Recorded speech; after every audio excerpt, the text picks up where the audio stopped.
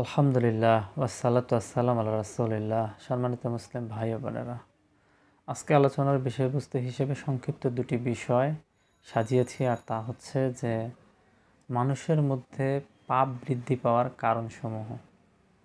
সম্মানিত মুসলিম ভাই ও বোনেরা, দেখুন, তদানীন্তনকালে যখন সাহাবা আজমাইনদের যুগ ছিল, তখন তারা পাপকে মনে করতেন মাথার উপরে চাপিয়ে দেয় একটা পাহাড়ের মতো।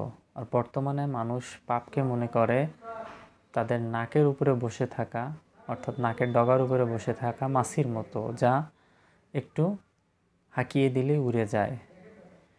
তো আজকে আমি আমাদের মধ্যে, মানব জাতির মধ্যে পাপ বৃদ্ধি পাওয়ার দুটি বিশেষ কারণ নিয়ে আপনাদের সাথে কিছু কথা শেয়ার করি। তো একটা অন্যতম কারণ হচ্ছে পাপ বৃদ্ধি পাওয়ার, আর তা হচ্ছে যে আল্লাহ রাব্বুল আলামিনের ভয় কমে যাওয়া সর্বপ্রথম কারণ। আজকে আমরা যেমন আল্লাহ রাব্বুল আলামিনকে পুরোপুরিভাবে জানতে পারি না, চিনতে পারি না, কারণ আমাদের জ্ঞান স্বল্পতা। দ্বিতীয়ত আরেকটা কারণ হচ্ছে যে তার ভয়, তার দেয়া শাস্তির ভয়।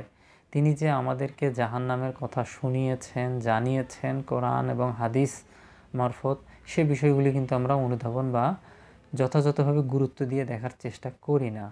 আর যার কারণেই মূলত কিন্তু আমাদের পাপ বৃদ্ধি পাচ্ছে দিনকে দিন। এরপর আরেকটা অন্যতম কারণ, আর তা হচ্ছে যে বিশ্বাস কমে যাওয়া। আমরা যেমন আল্লাহ রাব্বুল আলামিনের ভয়, যথাযথ ভয় উপার্জন করতে ব্যর্থ হয়েছি, আরেকটা অন্যতম কারণ হচ্ছে যে আমরা কিন্তু আল্লাহ রাব্বুল আলামিন এবং পরকালীন জীবনে যে তিনি আমাদের শাস্তির বিধান রেখেছেন, সে বিষয়গুলিও কিন্তু আমরা যথাযথভাবে বিশ্বাস স্থাপন করতে পারি নাই। আর যথাযথভাবে বিশ্বাস স্থাপন করতে পারি নাই, এর একটা অন্যতম কারণ হচ্ছে যে আমরা যথাযথভাবে এই বিষয়গুলিকে নিয়ে কিন্তু ততটা অ্যানালাইসিস বা গবেষণা করি না। আমরা সারা দিন শুধু বস্তুবাদী জীবন, আমাদের সাংসারিক জীবন, কিভাবে কি করলে আমরা বড় হতে পারবো, উন্নতি করতে পারবো, সফলতার দ্বার প্রান্তে পৌঁছাইতে পারবো, এই বিষয়গুলি নিয়েই সারাদিন পড়ে থাকি।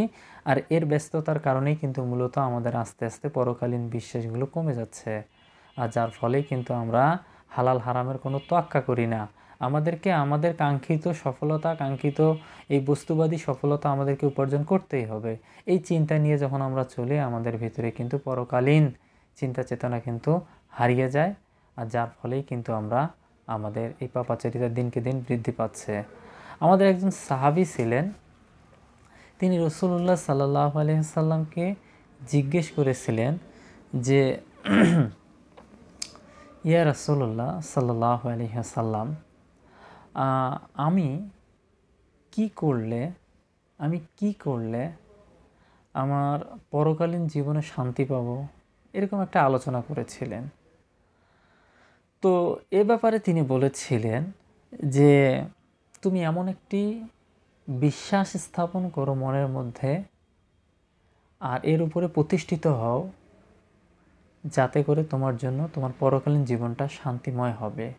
আর তা হলো আল্লাহ রাব্বুল আলামিনের প্রতি ঈমান, অর্থাৎ পূর্ণাঙ্গ বিশ্বাস, অর্থাৎ আল্লাহ রাব্বুল আলামিনের জাত সিফাতের উপরে বিশ্বাস। আল্লাহ রাব্বুল আলামিনের জাত, তার সত্তাগত বিষয়গুলি, যেমন তিনি মালিক, তিনি খালিক, তিনি সৃষ্টিকর্তা, তিনি রিজিকদাতা, পালনকর্তা, শাস্তিদাতা, এই বিষয়গুলির উপর যথাযথ ঈমান, বিশ্বাস আনতে তিনি বলেছেন এবং এর উপরে প্রতিষ্ঠিত হতে বলেছেন। অর্থাৎ আমরা যেন তার কথা, তার হুকুমগুলোকে মান্য করে চলি, তাহলে আমরা পরকালীন জীবনে শান্তি, কাঙ্ক্ষিত সফলতাটা উপার্জন করতে পারবো ইনশাআল্লাহ। তো সম্মানিত মুসলিম উম্মাহ, আজকে এ পর্যন্তই। আসসালামু আলাইকুম রহমতুল্লাহ।